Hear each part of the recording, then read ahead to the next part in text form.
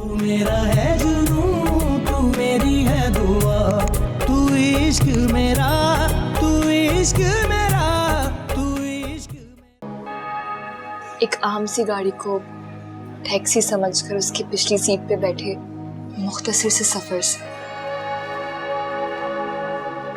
समंदर किनारे डूबते सूरज के मंजर को देखने से। Arif, he is totally changed मामा। वो पहले तो ऐसा नहीं था,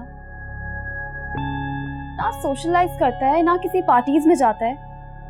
ही is aloof and introvert dad. तो तुम अभी तक ना सिर्फ सही सलामत जिंदा हो बल्कि जिंदगी को एंजॉय भी कर रही हो। बड़ी सख्त जान निकली हो।